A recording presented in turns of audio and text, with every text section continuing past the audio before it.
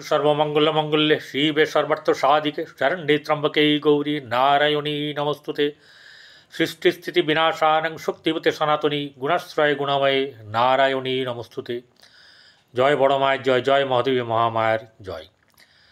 प्रत्येकेर जीवन सुंदर एवं आनंदमय होक, प्रत्येकेर संसार जीवन कर्मजीवन सुखे शांतिते आनंदे काटुक। श्री श्री पद्मावती मा एवं बड़ मायर काछे এই प्रार्थना करी।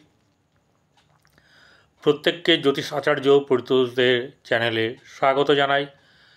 आज के आपनादेर सामने आरेकटी राशिर ते चतुर्ग्रह निये आलोचना करब। এই चतुर्ग्रह एकटा ग्रह थाकले से यदि पक्षे हय शुभ, यदि विपक्ष हय ताहले एकदम हाड़े मासे एक करे देय। तार उपरे आबार चारटे ग्रह, से चार ग्रहर संगे एकेर संगे अपरेर मिल थाकते पारे, नाओ थाकते पारे। जेमन रविर संगे शुक्र राहुर मिल नेই, ठीक आछे। तो एरकम धरनेर এই किन्तु परन्तुर ব্যাপার, ভালো না মন্দ এই ব্যাপারগুলো একটি রাশিতে জড়িয়ে আছে। যে রাশিটা হচ্ছে এই যে রাশিটা আলোচনা করব সেই রাশি থেকে হচ্ছে চতুর্থ, সেই ধনু রাশি। ধনু রাশির যে লর্ড সে হচ্ছে গিয়ে বৃহস্পতি, দেবগুরু বৃহস্পতি। সে তার ঘরের থেকে ষষ্ঠভাবে বসে আছে। ষষ্ঠভাবে বৃহস্পতি শত্রুনাশক হলেও কিন্তু অন্যান্য দিকে কিন্তু বৃহস্পতি ষষ্ঠভাবে শুভ নয়। উদর সংক্রান্ত পীড়া হওয়ার সম্ভাবনা কিন্তু থাকবে। আবার এই ঘরের সপ্তমে বসে আছে মঙ্গল। সেই মঙ্গল হচ্ছে গিয়ে আপনার পঞ্চমপতি এবং দ্বাদশপতি। যদিও এগুলো নিয়ে কথা নয়, মূল কথা হচ্ছে যে আপনার চতুর্থ ঘর, সেখানে এতগুলো গ্রহের সমাবেশ।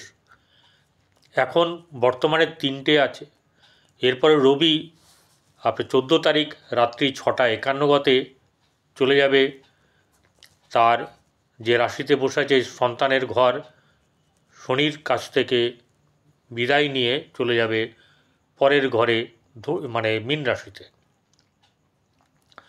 এই মীন রাশিতে যখন যাবে তখন তিনটি গ্রহ বর্তমান আছে। এক হচ্ছে শুক্র, রাহু এবং বুধ।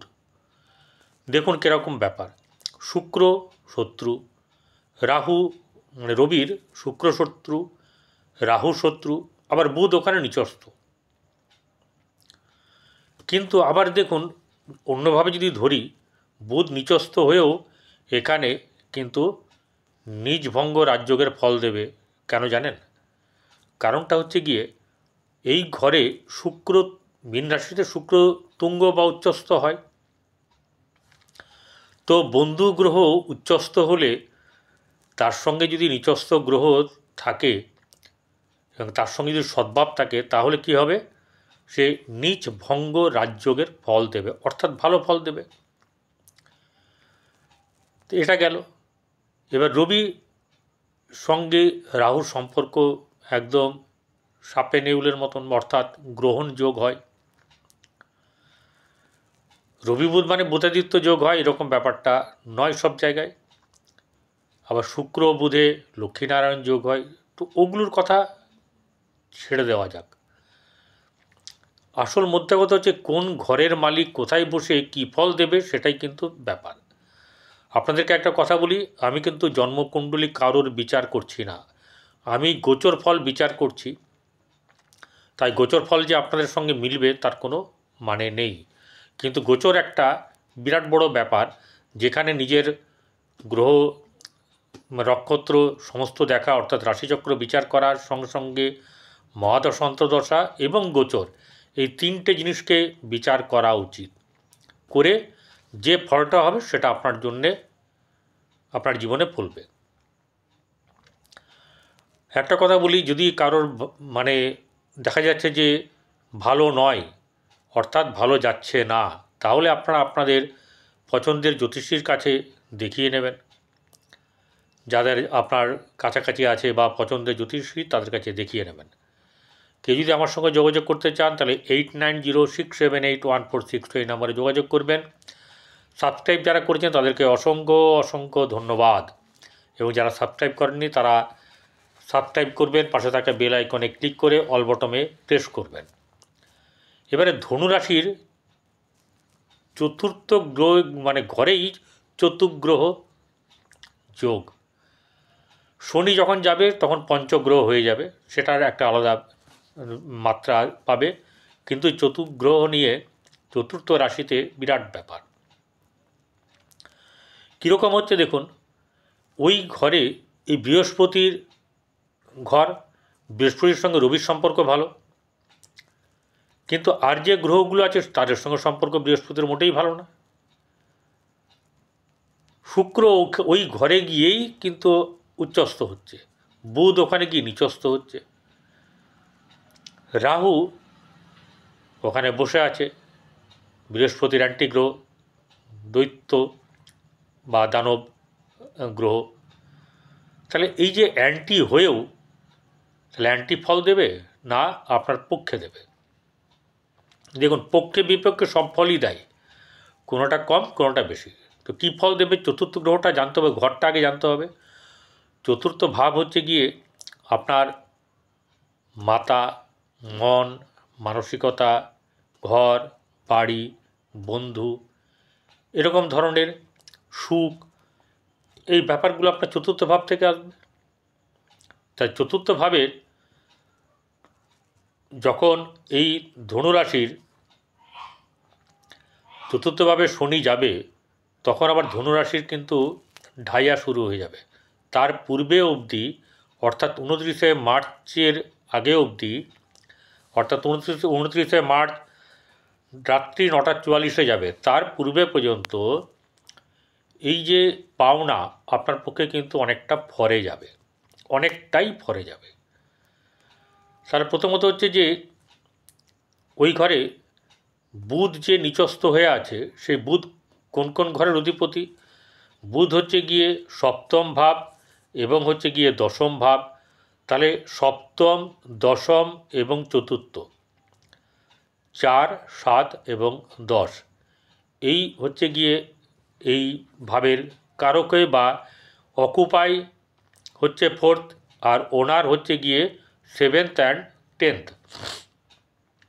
তাহলে 7 এবং 10 চতুর্থভাবে থাকা মানে গৃহের শুভভাব বজায় রাখা, গৃহের যে সমস্ত ব্যাপারগুলো আছে তার মধ্যে শুভভাব নিয়ে আসা, যেগুলো আমি বলে গেলাম, মন মানসিকতা থেকে, গাড়ি বাড়ি থেকে আরম্ভ করে, বন্ধু থেকে আরম্ভ করে, সুখ থেকে আরম্ভ করে, এগুলো সে দেবে। এবারে সে কিন্তু সপ্তম হচ্ছে লাইফ পার্টনার, বিজনেস পার্টনার। তাহলে এই জায়গার ব্যবসা, তাহলে এই জায়গায় বলা যেতে পারে তার যদি কেউ ব্যবসা করে তার ব্যবসা কিন্তু ভালো চলবে, তার গারস্থ জীবন শুভ হবে, এই মঙ্গলটা সরে যেতে হবে। এরকম একটা ব্যাপার। মঙ্গল অষ্টমে গেলেও খারাপ, কিন্তু গোচরের ক্ষেত্রে খুব বেশি এফেক্টেড না হলেও মঙ্গল খারাপ তো খারাপ, সপ্তমে অষ্টমে থাকা শুভ নয়। দশমে যে কর্মস্থান, তাহলে কর্মে উন্নতি আছে, সে ঘরকে এখানে আগে 3 জন দেখবে, রাহু, শুক্র এবং বুধ।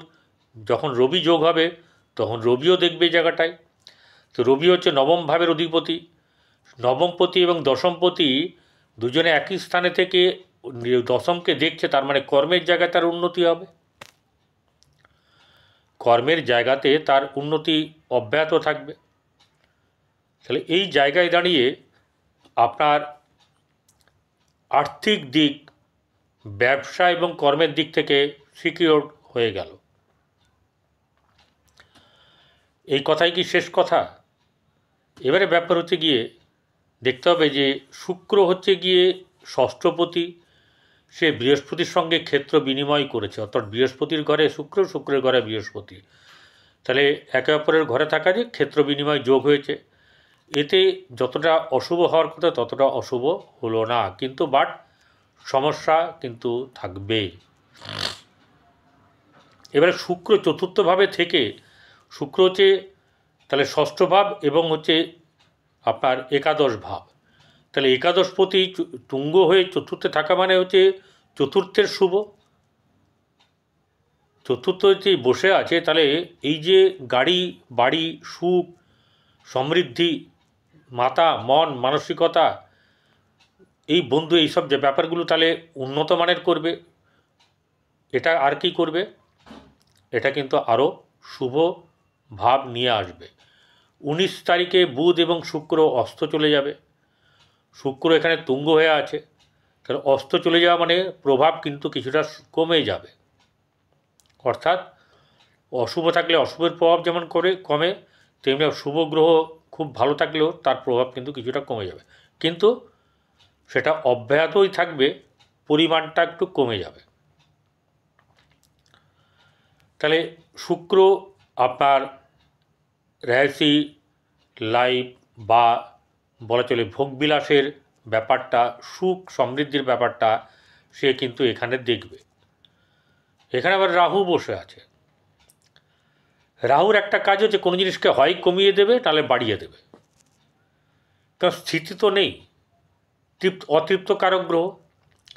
শুক্রের কোনো ভালো গুণগুলোকে সে আরও এমনভাবে প্রকাশিত করতে গেল যে ফেটে গেল ব্যাপারটা, অর্থাৎ শুভত্বের যে মিষ্টত্ব ব্যাপার সেটা কিন্তু থাকে না, সেটা এমনভাবে বাড়িয়ে দেবে যেটা খুবই খারাপ। এবার রবি থাকাকালীন রবির সঙ্গে কি হচ্ছে, ফল তো সবাই দিতে চায়, সবাই ফল দিতে চায়, কিন্তু কেউ ফল দিতে পারে কেউ দিতে পারে না। রবি এখানে চেষ্টা করবে তার ভাগ্যভাবকে উন্নত করতে, এই ধনুরাশিকে, এবং উন্নত হবেও, পরিমাণটা কম হবে কিন্তু বাট উন্নত হবে, এবং উন্নতটা অতটা খারাপ হবে না, কারণ কর্মের দিক থেকে সে কিন্তু পুষিয়ে দেবে কর্মের জায়গাটায়, ভাগ্যপতি হয়ে কর্মস্থানে দৃষ্টি দিচ্ছে, তাই সেই জায়গাটা সপ্তম দৃষ্টি মুখোমুখি সম্মুখ সমরে দৃষ্টি, তাহলে এটাও কিন্তু তার জীবনে মানে অর্থাৎ ধনুরাশি জাতক জাতিকাদের জীবনে যারা কর্মপ্রার্থী, যারা ক্যাপাবেল, ঠিক আছে, যারা মানে এই ব্যাপারে এগিয়ে আছেন তাদের কিন্তু কর্ম হওয়ার যোগ আছে। এবারে আপনার জন্মকুণ্ডলিতে সেটা আছে কি না আছে সেটা একটা দেখার ব্যাপার আছে। পরীক্ষা অনেকে দেন কিন্তু পায় না, কারণ হচ্ছে গিয়ে তাদের কপালে সেই চাকরি কিন্তু থাকে না, খারাপ লাগে শুনতে কিন্তু এটা সত্য। তা এখানে শুক্র এবং রবি একটু আপনাদেরকে যেটা করতে হবে, অহংকারের ব্যাপারটা, বন্ধুদের সঙ্গে অহংকার দেখানো চলবে না, মায়ের সঙ্গে নয়, মানে আপনি একজন বেশ কেউ সেটা কিন্তু বোঝাবার চেষ্টা করবে না। আপনার অর্থশালী আপনি হবেন, চাকরি হয়তো পেলেন, ব্যবসা বা কারোর ব্যবসা ভালো চলছে, কিন্তু কখনোই আপনার অর্থের দিক থেকে বা কোনো দিক থেকে গর্ববোধ কিন্তু করার চলবে না, এতে কিন্তু আপনার চতুর্থ ভাব খারাপ হবে। বন্ধুদের সঙ্গে যত ভালো ব্যবহার করবেন, মায়ের সঙ্গে যত ভালো ব্যবহার করবেন, যত পরিমাণে আপনি মেডিটেশনটা করবেন তাতে কিন্তু আপনার ভালো হবে, অনেক দিক থেকে ভালো হবে।